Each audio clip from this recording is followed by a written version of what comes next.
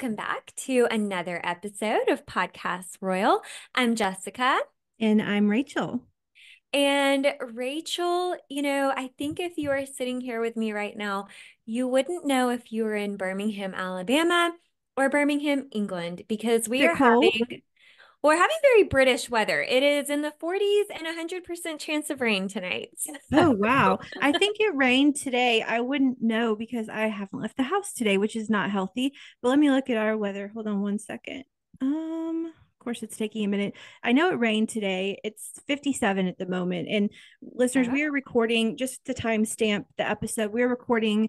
Jessica's being very gracious and recording with me on Monday night instead of Tuesday, like we normally do, because of a scheduling conflict I have tomorrow. So if we happen to miss some major news item that happens tomorrow, Tuesday, that's why. But yeah, it's rainy here and it's going to be rainy tomorrow, but it's not cold. And those are the perks of living in Florida. It doesn't really ever get cold, and then in the summer it like is so hot. So I hear. I haven't had a summer here yet, but anyway, that weather that you have up in Birmingham, and I will be back in Birmingham soon, and we're having dinner because your birthday's coming up. But that weather just sounds like make a fire, get a book or a good show, and just relax. Absolutely. Well, I know you have a listener email to share, so why don't we go ahead and jump in and you can do that? Yeah, that sounds good. So I love getting emails as just or DMs or whatever kind of communication you send. As Jessica said last episode, I want to share this lovely listener email that we received from Sandy. She writes, "This is my first time contacting you, but I've been a long time listener. I look forward to each episode. I love how you cover the royals around the world as well as the British royals. I love the British royals, us too. Princess Catherine is my favorite, but I enjoy Duchess Sophie as well. Queen Camilla has won my heart too. You don't cover the Belgian royals much. I'll comment on that in a second. They are such a nice family and do a lot. Again, I enjoy listening to you as you share thoughts and insights. Keep up the great work." Well, thank you, Sandy. So we don't share a lot about Belgium because they're pretty under the radar. Like whenever they do something that makes the headlines, we always. I know, Jessica, you reported on them. There was some kind of like not an assassination, but some kind of like It was like a terrorist. terrorist attack. Yeah, yeah. And so whenever they're in the news, we definitely will report on them. We love Matilde and we love Elizabeth. And so yeah, but thank you for your email. We love to receive them and always open to hearing great things and constructive criticism. So keep them coming, listeners. And we always tell you how to get in touch with us at the end of each episode. Yes, thank you for that email. So, Rachel, we have another bit of British today. Awesome. Love bit of British. So, today is going to be fun, but I personally think that they're all fun. Yeah, me But too. hopefully listeners will agree. So, it may be no surprise to you, but today's bit of British is another food focused topic. Love So, it.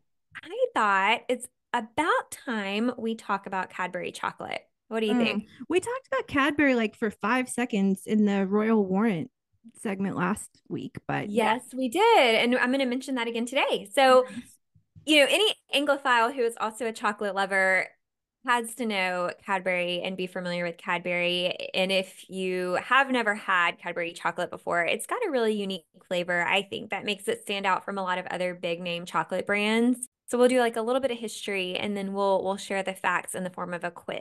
So Rachel, just go ahead and Am get I ready. I getting have quizzed about questions. You're Cadbury getting chocolate? Okay. you're getting quiz, yes. Okay. But first, let's go ahead and look at the history of Cadbury here. And I want to give a little bit of credit to delish.com for providing me with all the fun facts in today's Bit of British segment. So, did you know Cadbury dates back to 1824 England when a man named John Cadbury opened a grocery store in Birmingham where he started making and selling drinking chocolate. Okay. But something that might surprise you is he actually, the first time he was selling this, marketed it as a health drink, and he would sell it with lentils and barley mixed into his drinking chocolate. Hmm. Kind of weird, huh? Mm-hmm. I can't imagine what that would taste like. Not sure I'm into that, but okay. So fast forward 17 years, and he was basically running a factory making several varieties of drinking chocolate. And he realized that he was having a lot of leftover cocoa butter on his hands after he would make his cocoa. And that's where he got the idea to start making Cadbury dairy milk. Mm. So a few years later, Cadbury actually received a royal warrant from Queen Victoria in 1855. So there's your royal warrant fact. And they received this warrant to supply chocolate and cocoa to the Queen. And like you said, Cadbury still has a royal warrant today. Yeah, they So, do because who's taking Cadbury off the list? No one. right, it Absolutely is a nobody. well-loved chocolate brand. But speaking of chocolate and people who love chocolate, Valentine's Day is just a little over a month away. And did you know Cadbury was the first brand to make and sell heart-shaped chocolate boxes for Valentine's Day? No, I didn't. That's interesting.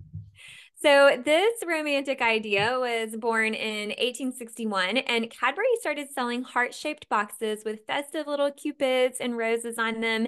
And the plan was to provide this pretty box that the recipient could enjoy their chocolates from, and then they could keep the box and store special trinkets or other small items in the box later on. So really cool that our chocolate boxes come from Cadbury.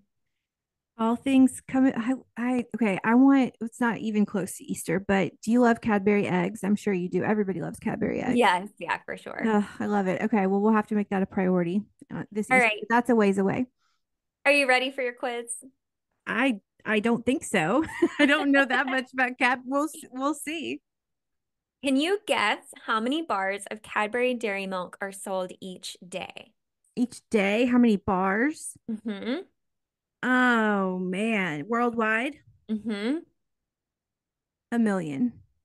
More than 350 million. 350 million. It's a lot of chocolate. That's a And lot that's of just chocolate. Cadbury. I love chocolate, but that's a lot of chocolate. My gosh. Okay, so can you guess which popular book was inspired by Cadbury chocolate? Oh man. Can you give me a hint? Movies have been made after this book. Movies have been made after this. Willy Wonka. It was Roald Dahl's Charlie and the Chocolate Factory. Yeah. So, fun fact, Roald Dahl, when he was in school, Cadbury would send samples of their chocolate to his school for the children to taste test and they could share their feedback on it. And that's where he imagined this idea of the chocolate factory and people, in the back creating these secret types of chocolate. And that idea kind of grew and turned into his book. That's really interesting. And I only thought of Wonka, which I've never seen either version. What? I know. There's like I love the movies and I see a lot of movies, but there's randomly some really classic movies that I've never seen, including Willy Wonka. But I knew that because I've been writing about Timothy Chalamet and Kylie Jenner making out at the Golden Globes all day. So that's what's on the brain right now. Anyway, Well, I have to say my favorite is the Gene Wilder version. If you ever watch it, that one is the I best, there's a I think. list that, and I need to add it to that list of movies that I need to see that are like classics like that. All right, next question. When was the Cadbury cream egg born? Ooh, and by the way, listeners, I have absolutely no idea. There was no like we don't prep for No. these things. I have no clue. Yeah, I don't like have a random like encyclopedia about Cadbury in my brain. I can barely remember my name most days. Okay, Cadbury cream egg, 1901. Why not? Okay, so it was actually first created in 1923, Okay. but it didn't actually hit store shelves until 1971. Why? So Mine's almost been on 50 that years for later. I 50 don't know. years. I don't Why? know. Huh. Mystery. Interesting. Okay, so last thing, I have to know, Rachel, do you have a favorite Cadbury bar? Well, I do the eggs count? Sure. Those are that I think that's honestly the only Cadbury I've ever had, which maybe Okay. is a problem, but the eggs are my entree point into Cadbury. My favorite has always been the crunchy bar. So when I was little, if my grandparents went to England, they would bring us back Cadbury bars, of chocolate in their suitcase, and they would always bring me back the crunchy. But my mom has always really liked the flake bars. So I don't know if you're familiar, but the crunchy is basically like a honeycomb covered in chocolate, Mm. and the flake is like it says, a very flaky bar of chocolate. So last fun fact, flakes are one of the more famous Cadbury bars, but they were actually created by accident. So the factory had these chocolate molds where they would pour the chocolate into the mold to make different bars. And at the end of the day, leftover chocolate that had kind of oozed out of the mold dried into these ribbon-looking shapes that kind of looked like little flakes of chocolate. And one of the workers got the idea to package the flaked bars of chocolate, and they debuted on the shelf in 1920. So there you There go. you go. This is more than about Cadbury than I ever expected to know, but that's why I love this segment.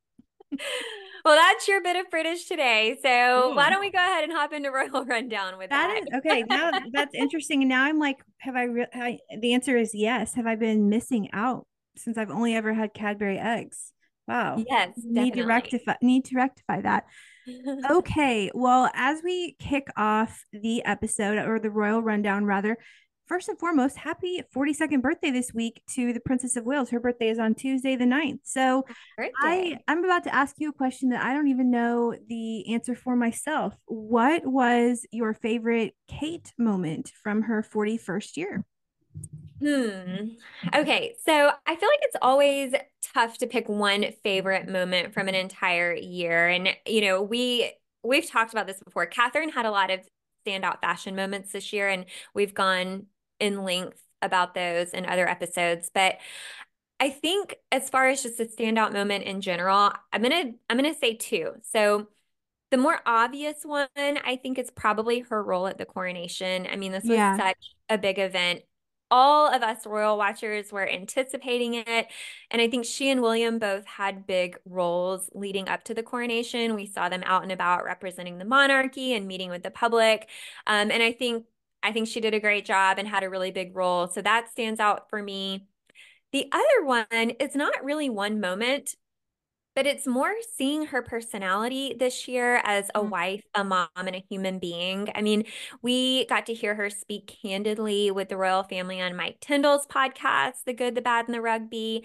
And we saw several moments where she and William just, displayed some affection with each other. And then we really saw her shine with her children at a lot of events this year. And Mm-hmm. I'm thinking back to the family at the Together at Christmas Carol concert and seeing her even leading up to the coronation at engagements with the children that week, and then also volunteering last month at a baby bank with the three Yeah. kids. So that those are what stand out to me. What about you? Okay, well, mine is not nearly as well thought out as yours, but I'd say the top three moments that just spring to mind immediately. And look, Kate has not had the best year of her life. I mean, obviously, the end game accusations and lots of other things. It has probably not been the easiest year for her in her life, but it's also been a historic and monumental year, and there's been some really good pockets too. So obviously, the coronation and her in that Alexander McQueen headpiece, and that was beautiful. And we'll never, the next time there's a coronation, if there even is, if William even has one, she'll be queen. So that, and then I would also say, of course, the Together at Christmas Carol concert always is a standout for her. But I also want to note, and this kind of we talked about it on the show, but it mostly flew under the radar. The Shaping first of all, she created Shaping Us this year, the Shaping Us Symposium. I think that was in November. It was when Mhm, she wore that purple pantsuit and gave the speech. mhm. And I just remember when Kate entered the royal family, she hated giving speeches. She was not as confident as she is today. And just the thought that she could command a room so flawlessly, start this initiative like Shaping Us back in 2011, 2012, that seemed a long way off. She's really come into her own. I think that of all of the years, her 41st, she's owning her power. And so while it's been a rough year, it's also been a year of empowerment for her. And so we just wish you the happiest of birthdays, Princess of Wales. Yes. Yeah, I love going back and thinking about all of those moments, and you brought up some good points. I mean, you said it's not the best year for her, but I mean, look, I think she's had a lot of standout moments. I Oh, really yeah. do. Oh, So yeah. Oh, yeah. Happy birthday. Yes, happy birthday, and to many more. And so I'm going to throw a couple of really quick notes in here. So first of all, again, we're recording this on Monday. Last night was the Golden Globes. Elizabeth Debicki of The Crown won Best Supporting Actress last night. She, of course, played Princess Diana. I kept waiting for her to thank Diana in her speech, but alas, she did not. And then the Wales kids are going back to school this week, so expect to see more William and Kate. That's probably why they've been a bit quiet as the new year has started off. Finally, the day that we're recording this, once again, Monday, Camilla's podcast is out, and I listened to the first episode. Is that on your podcast list yet? Because it was actually quite good. It's not a lot of Camilla though, but have you listened yet? I have not listened yet. I did see it on Apple Podcasts, and I did see on the Instagram account for the podcast that it's available across all platforms. So they're really trying to make it available for people. Great job to the Queen's Reading Room for that. And I did notice the first episode is just 25 minutes long, which is appealing to me personally because I'm not a big book nerd. So I really don't know if I'll listen to every episode. But I know I can commit to the trailer and episode one for now. And I'll probably drop in and listen when I see one that looks interesting. But I want to know what you thought of it. Yeah, well, it was good. So I'm not familiar with this particular author. So, but regardless, it was interesting to listen to his perspective. As I said, Camilla is not in most of the episode. I think that to call she's a co-host, I guess, but it's really she comes in at the end. She has a cool, cute anecdote about Harry Potter at the end. I think she's comes in like the last definitely the last 5 minutes, maybe last 3 minutes. And she recommends a book. And if my memory serves, that was like literally this afternoon. I can't even hardly remember, but it was good. And I can't wait for more episodes. I know that they're going to have a couple of authors that I do know. And even though I did not know this gentleman whose name I can't call because my brain is so full, it was a great episode. And I've subscribed and I will continue to listen. Well, good. Welcome to Yeah, the podcasting world, Your Majesty. I'll add it to my lineup for this week for sure. Yes, you should. Okay, so we haven't talked about this person in a while, and I am glad for it. So this feels a little bit icky to report on, but unfortunately, we need to. So, Prince Andrew. So, a woman who said she was a victim of Jeffrey Epstein alleged in a 2016 deposition. Of course, all the Epstein documents have become public since our last episode. That's why we're talking about this now. Anyway, in this 2016 deposition, that Prince Andrew groped her breast at Epstein's New York City home in 2001, according to court filings that were unsealed last Wednesday, so a week ago. These documents stem from the lawsuit filed in 2015 by Virginia Giuffre, and Johannes Schoberg said Andrew placed his hand on her breast while posing for a group photo with Giuffre, Epstein, Ghislaine Maxwell, and I cannot make this stuff up. A puppet bearing Andrew's likeness. Okay. I hate this story. So I mean, not all of these things. And Andrew is just, in addition to being, he hasn't been convicted, but in addition to being whatever he is, he's also, it's just kind of weird. Like all the dolls or the whatever, the puppets, whatever they were, the stuffed animals in Buckingham Palace, and now this puppet. Anyway, so Andrew, of course, repeatedly denies any wrongdoing. He's never been convicted, so we need to be cognizant of that. But regardless, there's that. Kind of all feels gross coming out of my mouth, but we would be asleep at the wheel if we didn't report on it. So, and that's honestly the only thing. That's it for the royal rundown. So that's what happens when William and Kate are on holiday. By the way, Well, speaking of being out of the country, just really quick mention that I have not investigated why they're there because things have been so busy. But Zara and Mike are in Australia right now, and Anne's about to go to Sri Lanka. So yes, I think I saw Zara and Mike are I know they're at some like horse races, I think okay, maybe. that makes sense. So, yeah. Well, Rachel, you know what I always say, when the British royals are away, other royals around the world will play. So, Yes, and we got a lot to talk about with royals around the world. That's the lion's share of this episode. well, I'm really excited that we have a baby announcement on today's episode, and this time it is coming out of Luxembourg. So, this morning I was scrolling online and I saw the news, which was shared by Grand Duchess Maria Theresa, and she posted the announcement from her son, Prince Felix, and his wife, Princess Claire.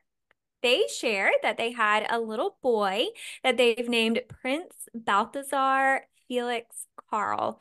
And he was born on Sunday, January 7th. He is their third child. They also have another son named Prince Liam and a daughter named Princess Amalia. And they share that mom and baby are both in perfect health. So, a little fun fact, Prince Balthazar is the seventh grandchild of Grand Duke Henri and Grand Duchess Maria Theresa of Luxembourg. And he is also seventh in the line of succession. So his dad, Prince Felix, is the second son of the Grand Duke and Duchess and is fourth in line of succession, just to give you a little bit of context there I around want where. to jump in here for 1 second, just one quick second. First of all, this is the first royal baby of the year. And second of all, Claire, Princess Claire, that's the wedding dress that I always talk about from Luxembourg. She had one of the most beautiful wedding dresses I've ever seen. Go check that out if Yeah, you don't know what that looks like, listeners. I do remember you talking about I'm that. So obsessed with it. and as a reminder, we just recently shared another baby announcement from Luxembourg, so I don't want to confuse anybody. That news was for a baby on the way, and that was from Princess Alexandra and her husband, Nicholas Baggery. So Princess Alexandra is the only daughter of the Grand Duke and Duchess, and we're still waiting for her baby's arrival, which is expected to be sometime this spring, so pretty soon. And that'll make the eighth grandchild. So it's a pretty big year for royal babies in Luxembourg. Yes, that's exciting. Another fun fact I found pretty interesting since we're talking about Princess Claire. So she's 38. She met her husband, Prince Felix, when she was attending school in Switzerland. But before that, did you know that she lived in the USA for a little while? I did not, but there are so many royals who end up in the United States somehow that doesn't surprise me. Well, the cool thing about this is she didn't live just anywhere in the USA. She was down south in my home state of Georgia. So when she was Really? just 11, yeah, her family moved to Atlanta and they were only there for about 3 years before they relocated back to Germany where she was born. But while she was there, she went to school at the Atlanta International School. And another little fun fact, after college, she worked for Condé Nast Publications in New York and Munich. So a lot of fun facts about her, but I just thought it was kind of cool that she lived in Atlanta for a little while. Man, I mean, obviously, I know that her wedding dress was beautiful, but I've never really done a deep dive on her. She's way more, I mean, not that I didn't think she was interesting, but she's incredibly interesting in a Southern connection. I love it. Yeah, definitely. So real quick, jumping over to Denmark, January 14th, and Queen Margrethe of Denmark's abdication is really, really quickly approaching, Mhm. actually. These few Less weeks than are a going by week. fast. So last Wednesday, she stepped out at Christianborg Palace to meet diplomatic corps during the New Year reception, and she said that this will be the last time I am your host. I wish you all a good year, even though there are dark clouds over many parts of the world. And that was a quote from her. And then Crown Prince Frederick and Crown Princess Mary, the soon-to-be king and queen, were also there. And then that Thursday, Queen Margrethe traveled through the snow in Copenhagen from Amalienborg Palace to Christiansborg Palace for a New Year's reception. And she rode in the Danish royal house's gold coach. Despite freezing temperatures, thousands of people were there in the street to cheer for the queen along her route. So, I mean, I think that just really speaks to how well loved she is. Yeah, I absolutely. don't know many people that would want to go stand out in the snow to see someone come Yeah. by. Well, So, she did serve 52 years, and I think that Denmark is in shock over this. So I think she means a lot to them, just as Queen Elizabeth meant to the UK. yeah, I totally agree. Well, I have one more story for today's Royals Around the World. Princess Leonor of Spain had a big day over the weekend. So, for the first time, she attended Pascua Militar. I don't know if I'm saying that correctly, but I will say in English it means military Easter. Mm. And this event recognizes the start of the military new year. It's an annual event held on January 6th in Madrid at the Royal Palace's throne room. And Princess Leonor was there. She was dressed in full military uniform. And she was, of course, accompanied by her parents, King Philippe and Queen Letizia.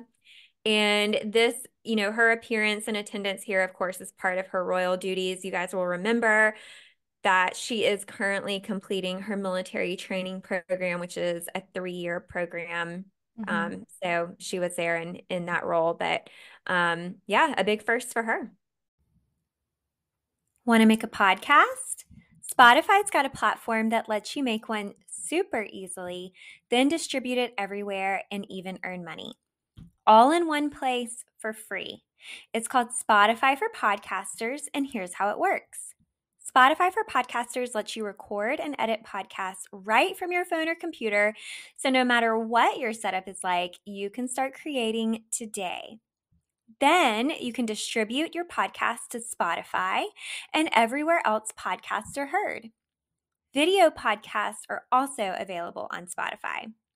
With Spotify for Podcasters, you can earn money in a variety of ways, including ads and podcast subscriptions. And best of all, it's totally free with no catch. Ever since we discovered Spotify for Podcasters, we've had so much fun exploring all of the fun features like Q&A and polls. I highly recommend you give it a try. Download the Spotify for Podcasters app or go to www.spotify.com/podcasters to get started. Awesome. Well, we're going to hear in just a second about how a lot of, just like Leonor is, a lot of the heirs to different thrones are female, first of all, and they're in military school, which I find is awesome. So we're going to move into our final segment. Short episode today. Sometimes that's needed. I know our episode last week was super long, but Royal Potpourri, this is the second week of this segment for me. And so I was originally going to talk about how the future is female when it comes to royals around the world. Of course, Queen Margaret abdicating means we have no more Queen Regents, which I don't like. But the good news is that in the next generation of heirs, it's so predominantly female. But then as I was doing my research for that segment, I noticed that there have been so many more abdications, recent abdications, than I had any idea. And I thought that you listeners and you, Jessica, would like to know about this. So obviously all anyone can talk about right now in the royals around the world stratosphere is Queen Margaret's abdication. It might end up being, probably will be, one of the biggest royal stories of the year. As Jessica just said, that will take place on Sunday. So I did a little research and was pretty amazed to find that though abdication is very rare in the royal family of Denmark, there's not actually been an abdication in that house in almost 900 years. Wow. Recent abdications in royal families around the world is actually quite common in the last decade, like as in really common. So let's talk about that first. So on July 3rd, 2013, King Albert II of Belgium, Sandy, here's your royal family of Belgium for you, just pointing that out. Their first at that, attended a midday session of the Belgian cabinet where he announced that on July 21st, which is Belgian National Day, he would abdicate the throne in favor of his son Philippe for health reasons. So Albert was shockingly the fourth monarch to abdicate in 2013 alone, following Pope Benedict, Queen Beatrix of the Netherlands, who we'll talk about in just a moment, and Emir Hamad bin Khalifa of Qatar. So Albert was the second Belgian monarch to abdicate following his father, Leopold III, who abdicated in 1951, although under entirely different circumstances.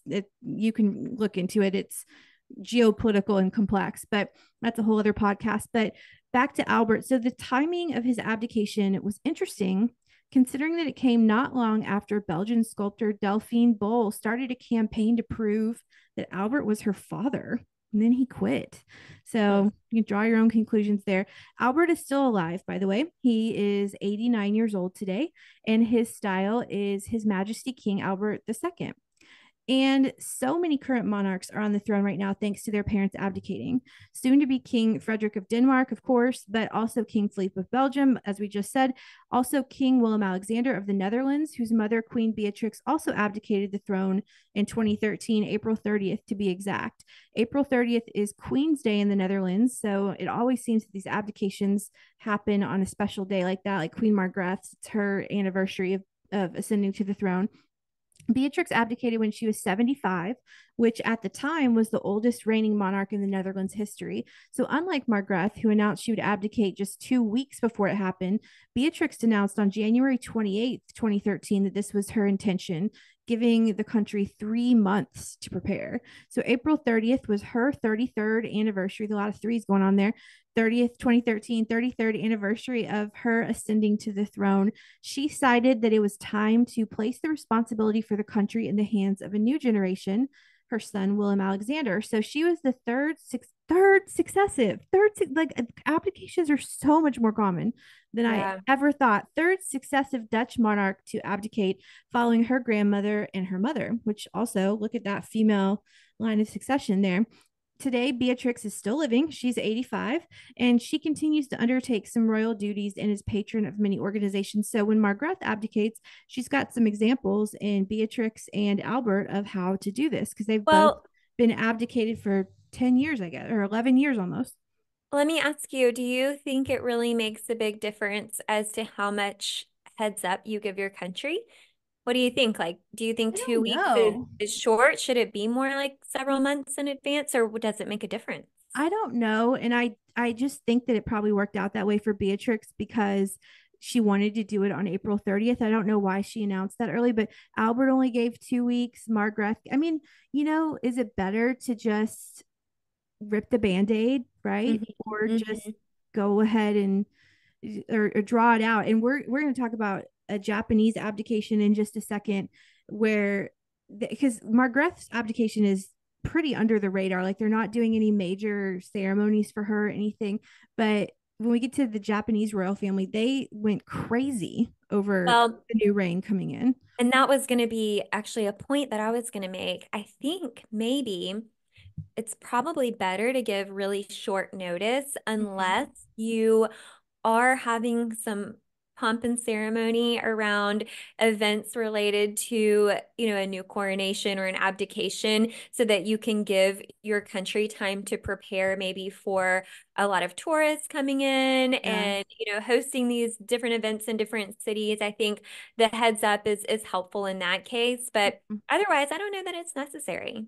Yeah. I mean, with Denmark, I mean, I guess why wait? She's ready and her anniversary is approaching, and so why wait? But the next year in 2014, King Juan Carlos of Spain announced his intention to abdicate on June 2nd of that year in favor of his son Philippe, who ascended the throne 17 days later. So there's another example of not very long, on June 19th, at the stroke of midnight. So upon his accession, he became at 46. This is Philippe, the youngest monarch in Europe, 9 months younger than Willem Alexander, who had obviously just the year prior taken the throne.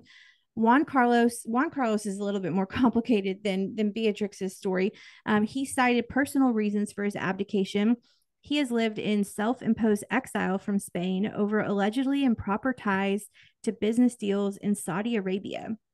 Since his abdication, he's been referred to as Rey Emerito or King Emeritus. And on the morning of June 2nd of 2014, Prime Minister Mariana Rajoy made a televised announcement that the king had told him he planned to abdicate. I wonder if like Juan Carlos knew he was going to do that or if he just did it. That was not really made clear, but hopefully the prime minister told the king before he just told the world. And then Juan Carlos actually delivered a televised address of his own later on. So I mentioned this on a previous episode, but in his abdication, Juan Carlos called, I think this is so funny, it's kind of mean, but Juan Carlos called out Prince Charles, of course, of the UK, and said of Philippe that we do not want my son to wither waiting like Prince Charles. So that's ouch on that. Anyway, so Juan Carlos still led a public life until June 2nd of 2019, which is actually exactly 5 years after the abdication, when he told Philippe of his intention to retire from public life. So you can jump in with any thoughts on this at any point. I just like Yeah. I found this so interesting. I did not know any of this really.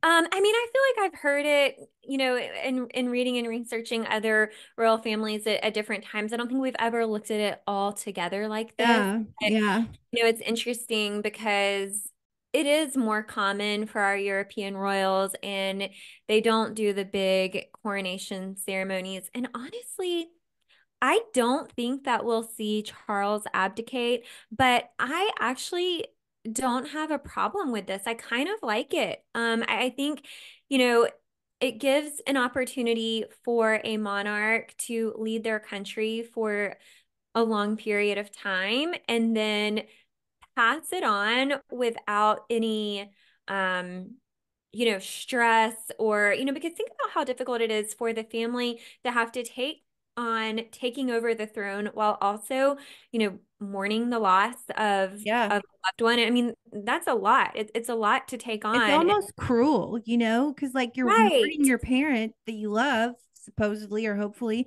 and you're also starting the biggest job of your life. I've always thought it was so cruel. I think it is really, really thoughtful for monarchs to abdicate when they reach a certain age, and it gives them an opportunity in their golden years to, like I said last time, just be a grandmother or, Mhm. a mother or a father, and enjoy the family and do those things that they really love. So I Yeah. kind of like it. Well, also, I've thought about this a lot since I said it last week. I think Margaret is what, 83? What other job do you know when someone's 83 and people are upset at them for retiring? I mean, I get what you're saying, Jessica. And also, I mean, I don't know this personally. Obviously, I've never ascended to the throne, but anybody that takes over a new job, sometimes you really want to talk to your predecessor, because there's things like you can be trained all day long, but there's going to be something that slips through the cracks. And having a parent there that's done this to be able to turn to and ask for advice or ask questions, that's pretty valuable. I mean, I'm sure that King Charles many times this past year and a half has, for many reasons, obviously wanted to call his mom, but like for just pure work stuff and say, how did you do this? And that's obviously not possible. So, it's very interesting. And so I know we've been talking a lot about European royals. I want to jump over to Asia and talk about Japan. So Japan's current emperor is Naruhito. He too, like I never knew that it was so prevalent. He too ascended to the throne because of the abdication of his parent. Emperor Akihito abdicated in 2019, citing advanced age and declining health. Akihito is still living, just like Beatrix and just like Albert. He just turned 90, and he is the longest lived Japanese emperor in recorded history. He is referred to as Emperor Emeritus. He reigned for 30 years, and his abdication marked the end of the Heisei era. I'm sorry if I'm mispronouncing that, and the inception of the Reiwa era, and is one of the most elaborate abdications ever. Numerous festivities. Listeners, if you're interested, look it up. It's wild. I appreciate the Japanese approach of celebrating, because I mean he did serve for, it was kind of like a jubilee kind of, Mhm. except it was kind of like a retirement party. And Naruhito's enthronement ceremony, by the way, cost a staggering 16.6 billion. Yes, that is billion with a B, yen. So they threw a party. They threw a heck of a party. And finally, on this abdication front, I want to mention Monaco. So though Prince Albert's father, Prince Rainier, died on the throne, I think back in 2005, his mother, so Rainier's mother, abdicated in favor of Rainier on May 30th, 1944, which was the day before Rainier's 21st birthday. So I had absolutely no idea that abdication was so common in royal households. I'm a lifelong learner here, never claimed to be a royal expert. I am not a fan of the fact that through Margaret's abdication, we now, as I've said 100 times, have no more queen regents globally. But moving into the second part of Royal Potpourri, the future is female when it comes to royals around the world. So, yes, royal families around the world may be helmed by a boys' club right now, but that will not last. So, Sweden, Spain, the Netherlands, Belgium, and Norway all have heir apparents that are women. So when it comes to the global royal landscape, the future is very, very female. We talk about these women on the show all the time, but never really together in one place. So I want to introduce or reintroduce you to the future female monarchs of the world. You ready for this, Jessica? I'm ready. So we talk about Crown Princess Victoria a lot of Sweden. She is 46 years old, and she's the eldest of King Carl Gustaf and Queen Sylvia's three children. I've said this before in a deep dive about the Swedish royal family, but I still think it's so interesting and worth repeating. So she was the firstborn, Carl Phillips born second. After he was born in 1979, She got bumped down behind him in the line of succession because he, of course, is male, until Sweden changed its constitution so the birth order determined the line of succession regardless of gender. This is called absolute primogeniture. And this change was effective on January 1st, 1980, once again making Victoria the heir apparent after 7 months as number two. Imagine, I mean, Carl Philip wasn't aware of this. He was less than 1 year old, but imagine being the heir to the throne and then, oops, nope, no, you're not. And actually, most of the women that we're going to talk about in this segment will be on the throne thanks to absolute primogeniture, excuse me, just like what happened in Sweden. So when Victoria takes the throne, she will be Sweden's fourth queen regent, but it's first since 1720. It's been a while. So, of these group of future queen regents, Victoria is so far the only one that is a wife and a mother. She married her personal trainer, I might add, Daniel Westling, in 2010, and they have 2 children. So, any thoughts on this? I want you to jump in as you wish. Yeah, I mean, we've talked about Sweden before. I think it's good to do a recap, and we may have some new listeners that haven't heard us do this before. All of the ladies that we're going to talk about today have pretty cool stories, and they've already shown themselves to be great leaders. So it's kind of exciting to see what we'll see from them in the future. Yeah, and we've talked about them, of course, in bits and pieces, but never all together. And so I think that is interesting as well. So next up is Princess Elizabeth. Elizabeth, I can't speak, and that Elizabeth is my middle name, so I should be able to say that, of Belgium. So she is 22. So there's a big age gap between Victoria and then the rest of the heir apparents. They're all kind of around like 19 to 22 years old. So Elizabeth is 22. She's the eldest of King Philippe and Queen Mathilde's 4 children. She became Duchess of Brabant and heir to the throne in 2013 after her grandfather, King Albert, abdicated. We just talked about that. After taking part in her first royal engagement at just 5 years old in 2006, she gave her first public speech in Dutch in 2011 when she was only 9. She, as I mentioned before, undertook military training for her future role as queen. And in August 2020, she entered the Royal Military Academy in Brussels, studying social and military sciences. She swore the officer's oath in September 2023. I'm sure we talked about that at the time, being commissioned. And I know we talked about that at the time, being commissioned as a second lieutenant in the Belgian army. So she is studying history and politics at Lincoln College, Oxford. She rose crew under the name Elizabeth de Saxe-Coburg. She speaks, all of these women speak multiple languages. Elizabeth speaks Dutch, French, German, and English. She's taking classes in Mandarin Chinese. And causes that are important to her are children with learning difficulties, the elderly, the homeless, and the disabled. And she's an impressive young woman, and she's only 22 years old. So, any thoughts on Elizabeth?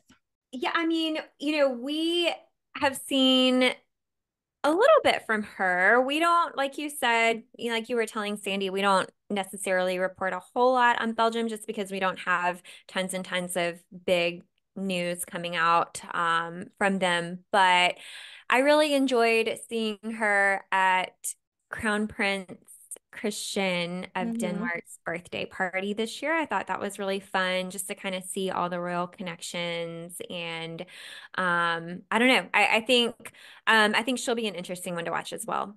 That's weird to hear you call him Crown Prince Christian. That's weird because he is. So I mean, well, technically, I mean, he is now. He's got like 5 days left of not being Crown Prince, but he's Crown Prince Christian. Okay, so we love Katharina Amalia of the Netherlands over here. She's 20. She's so young. I don't know why she comes across to me as so much more mature than that, but she's only 20 years old. So she became first in line to the throne when her father, King William Alexander, ascended in 2013. She was only 9 when that happened. She is the eldest of Willem Alexander and Queen Maxima's 3 daughters.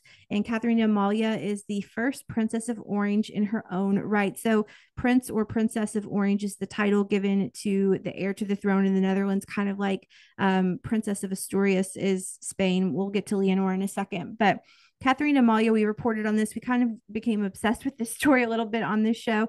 She made headlines in June 2021 when she announced her refusal to accept her 1.6 million annual income, as it made her uncomfortable that she hadn't done anything to earn it yet, which we think is awesome. But I don't know if the other heirs think it's awesome because now they're all having to turn down well, they don't have to, but they're turning down their payouts because of the same reason. She is currently studying politics, psychology, law, and economics. God, staying busy at the University of Amsterdam. And in addition to speaking Dutch, English, and Spanish, she too has taken classes in Mandarin Chinese. So there's a lot of like I know she's had some security issues at college. She and Elizabeth actually are close, and I really like this young royal, Catherine Amalia. Yeah, she's been really interesting to watch as she's gotten older and more, I guess, independent as an adult, and just seeing some of the choices that she's made. And, I mean, we talked a lot too about some of the challenges she's gone through Yeah, this she's past gone year through a with lot. school and, having to do some of her classes remote, just because of dangers on campus. And so, I don't know, she seems to really carry herself well and make great choices. And so she's just fun to watch. She is. She's one of my favorites. And of the five women that we're talking about in the Future is Female segment, the one we talked the least about for no reason other than she's just more low key is Princess Ingrid Alexandra of Norway. So after her birth in 2004, the already popular Norwegian royal family experienced a surge in popularity, likely because Ingrid, who is 19 now, will one day become the country's only second female monarch and its first, get this, since the 15th century. So it's been even longer than in Sweden for Norway. Ingrid is the eldest child of Crown Prince Haakon and Crown Princess Mette-Marit, and the grandchild of King Harold, who is currently on the throne. She has a younger brother, Prince Svir. Am I saying that right, Jessica? You know how to say that. Svir Magnus. We Fair talked about Magnus, him the yeah. other week. Okay. Who she ranks above in the line of succession again, thanks to the implementation of absolute primogeniture in Norway back in 1990. So that would have been 14 years before she was born. This year, she is expected to undertake military training for 12 months at the Engineer Battalion in Brigade Nord. So we don't really talk about Ingrid Alexandra that much. Yeah, I mean, again, with the royals around the world, we try to report on them as much as we can when we see news stories coming out, but they are Mm-hmm. smaller countries. And so, and this podcast did start as a British royal podcast, and I know most of our listeners are really interested in the British family. So we try to balance both, but I love how we balance both. I think it's fun. I've become just as interested in these other royal families as I am in the British. So, yeah, definitely. And I hope our listeners are as well. And like I said, we do try to balance it. We don't always get as much news out of some of these families just because, we get a lot of British news here in the US. mhm, But mhm. we still try to make sure we report on them as much as we can. Yeah, if they ever have a news story, we're going to report on it, especially big news like the Jordanian royal wedding or Margaret's abdication. But finally, as we close up this segment and actually this episode, we're going to talk about the fifth and final heir apparent that is female, and that is the aforementioned Princess Leonor of Spain. She is 18, and she is the eldest of two daughters born to King Philippe and Queen Letizia. She became first in line to the throne following the abdication of her grandfather, King Juan Carlos, in 2014, as we just spoke about. She was 8 years old. So since then, Leonor has taken part in a lot of firsts. So she had her first public engagement in 2018 when she was 12. She had her first public speech on her 13th birthday that same year, her first public solo engagement in 2021, and then she took her first international trip without her parents in 2022. This past September, Leonor took the heir's oath, officially declaring her as next in line to the throne. We covered that, and during which she swore allegiance to the Spanish Constitution. So, as I said before, the Spanish heir is known as the Prince or Princess of Asturias. And in August, Leonor joined the General Military Academy to start her 3 year military education. She's currently an officer cadet in the General Spanish Military Academy. She is fluent in Spanish and English. She too has studied Mandarin Chinese. And when she ascends to the throne, she will be Spain's first queen regnant since the mid 1800s.